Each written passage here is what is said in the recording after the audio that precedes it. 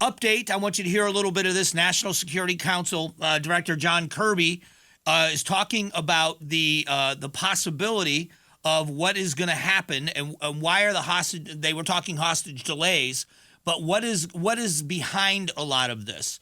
The aid to Gaza is one of the first things I want you to hear him talk about. Just a quick update on the figures. As of the morning of November 26, 200 trucks were dispatched to the Rafah crossing, and 137 trucks of supplies were offloaded by the United Nations reception point in Gaza, making it the biggest humanitarian convoy received since the 7th of October. This much-needed relief into Gaza to alleviate the suffering of Palestinian civilians there.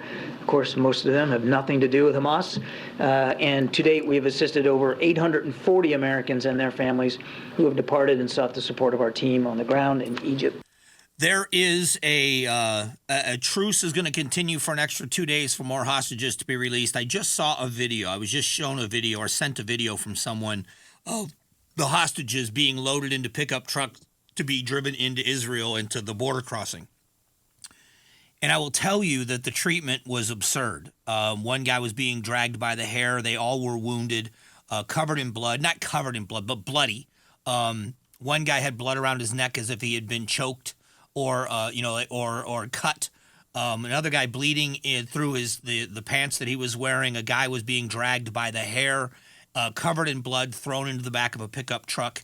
And when some of the bystanders saw that these were hostages being sent to the border, it was brutality. So again, I look at this and I wonder why I have to defend it. I don't think anybody in America questioned whether or not ISIS was a terrorist organization, ever.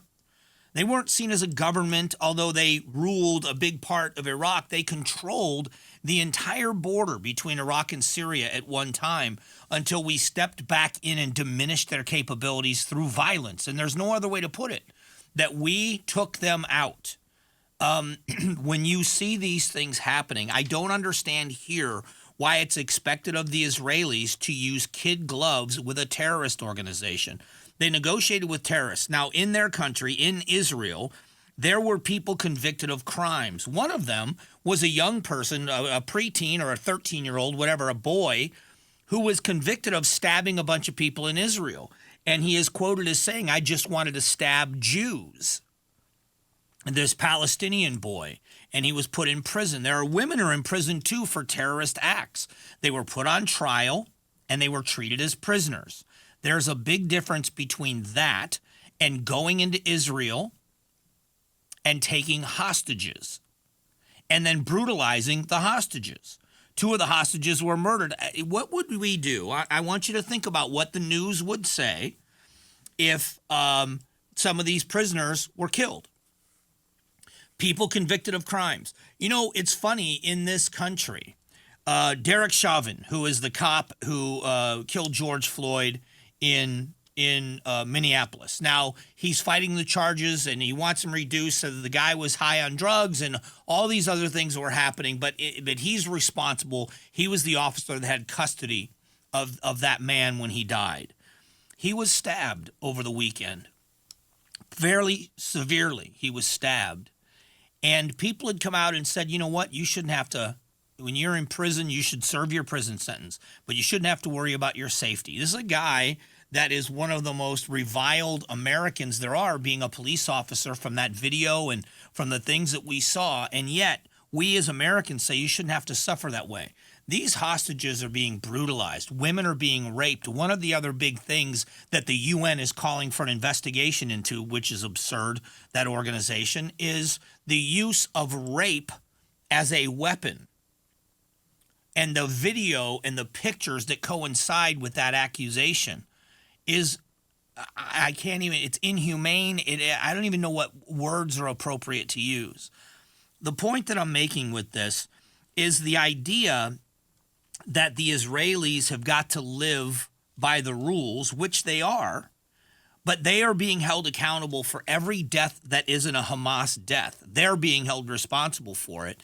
And yet Hamas is using the Palestinian people as human shields. They brutalize the Palestinian people. They take the money that is supposed to build the infrastructure and make a better quality of life for the Palestinians in Gaza. Instead, they dig tunnels and they build rockets. And yet the world is looking at this as an equal battle. There's no such thing, first of all, in war as equality, number one. But secondly, the actions of Hamas are nothing short of animalistic. And they are threatening, they are saying they are going to continue. They have the other radicalized parts of the world, whether it's Hezbollah, the Houthis, PIJ, which we should sometime talk about that organization, the Palestinian Islamic Jihad in Gaza. The ideology that believes that Israel should not exist. The analogy I've been using is in this country, whether it's the neo-Nazis and their feelings about Jews or the Klan and their feelings about African Americans, nobody believes that either one of those organizations really that their long-term goal is some kind of peaceful coexistence with Jews or Black Americans. We know the neo-Nazis hate the Jews. We know it. They say it. Hamas says the same thing, and yet there is a significant part of the world. You tell me in America that people would be saying that we should be nicer to the neo-Nazis, that we shouldn't enforce law. It's absurd. It's absurd to the point of being embarrassing. And so this truce is supposed to be extended for another couple of days as long as Hamas keeps their word. I would hope that there would be an end to all of it, but we'll see. We don't know that there's going to be an end to all of it.